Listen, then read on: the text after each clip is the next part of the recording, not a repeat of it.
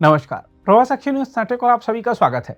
इस तरह के वाकये पूरी दुनिया में देखने को मिल रहे हैं कि जेलों में बंद कट्टरपंथी दूसरे कैदियों का भी ब्रेन वॉश करके उन्हें गलत राह पर धकेल देते हैं। देखा जाए तो जेलों में कैदियों को कट्टरपंथी बनाए जाने की घटनाएं अब गंभीर चुनौती बन चुकी हैं। यह प्रवृत्ति आंतरिक सुरक्षा के लिए तेजी से बड़ा खतरा बन रही है।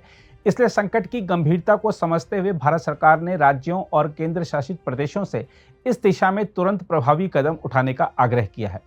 हम आपको बता दें कि केंद्रीय गृह मंत्रालय द्वारा सभी राज्यों और केंद्र शासित प्रदेशों के गृह सचिवों को जारी एक परामर्श में कहा गया है कि कारागारों में बंद कमजोर मानसिकता वाले व्यक्तियों में उग्र विचारधारा के प्रसार को रोकना तथा ऐसे कैदियों को मुख्य धारा में लौटाने के लिए डी रेडिकलाइजेशन की प्रक्रिया अपनाना अत्यंत आवश्यक है। यह न केवल सार्वजनिक व्यवस्था बनाए रखने के लिए जरूरी है, बल्कि देश की आंतरिक सुरक्षा सुनिश्चित करने में भी सहायक सिद्ध होगी। देखा जाए तो कारागार एक सीमित व नियंत्रित वातावरण होता है, जहां सामाजिक अलगाव, समूह मनोवृत्ति तथा निगरानी की सीमितता जैसी परिस्थितियां अतिवादी विचारों के पनपने के लिए उपजाऊ भूमि बन जाती हैं। कई बंदी जो पहले से ही हताशा, समाज से कटाव या हिंसात्मक प्रवृत्तियों से ग्रस्त होते हैं, ऐसे माहौल में उग्रपंथी विचारधाराओं के प्रभाव में आ जाते हैं। इसलिए गृह मंत्रालय ने चेताया है कि कुछ मामलों में कट्टरपंथी बंदी हिंसात्मक गतिविधियों में लिप्त हो सकते हैं, चाहे वह जेल के स्टाफ पर हमला हो, अन्य बंदियों को नुकसान पहुंचाना हो या फिर बाहरी नेटवर्क के साथ मिलकर देश विरोधी गतिविधियों को अंजाम देना हो। गृह मंत्रालय ने मॉडर्न प्रिजन मैनुअल 2016 और model prisons and correctional services act 2023 का हवाला देते हुए बताया है कि इन मॉडल दस्तावेजों में उच्च जोखिम कैदियों, उग्रवादियों आदि को अन्य कैदियों से पृथक रखने के लिए विशेष सुरक्षा वाले कारागारों की व्यवस्था की संस्तुति दी गई है। पूर्व में जारी की गई सलाहों को दोहराते हुए गृह मंत्रालय ने राज्य सरकारों से अपेक्षा जताई है कि वे कठोर प्रवृत्ति के बंदियों की पहचान, निगरानी और परामर्श की प्रभावी व्यवस्था करें।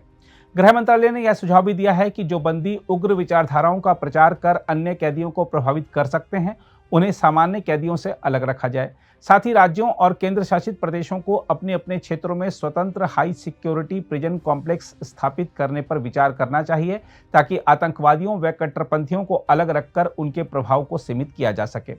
परामर्श में कहा गया है कि इन बंदियों पर निगरानी उपकरणों और खुफिया तंत्र की सहायता से कड़ी निगरानी की जाए और भीतर चल रहे किसी भी उग्रवादी नेटवर्क की पहचान कर उसे समय रहते खत्म किया जाए।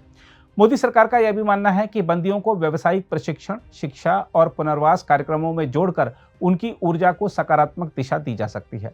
साथ ही परिवार से निरंतर संपर्क बनाए रखने की सुविधा से उनकी भावनात्मक स्थिरता को भी बल मिलेगा, जिससे पुनः समाज में सफल पुनर्वास संभव हो सकेगा। बहरहाल, कैदियों के सुधार की दिशा में केंद्र सरकार द्वारा उठाया गया यह कदम समयानुकूल और आवश्यक है। अब राज्य सरकारों की जिम्मेदारी बनती है कि वे इन दिशा निर्देशों को गंभीरता से लागू कर कारागारों को केवल सजा के केंद्र न बनाकर सुधार और पुनर्वास के स्थलों में रूपांतरित करें। अगर आप भी लेना चाहते हैं देश दुनिया की तमाम जानकारी, तो आज ही सब्सक्राइब करें हमारे चैनल को। साथ ही नीचे दिए बेल आइकन को जरूर दबाएं ताकि हर अपडेट आप तक पहुंच सके।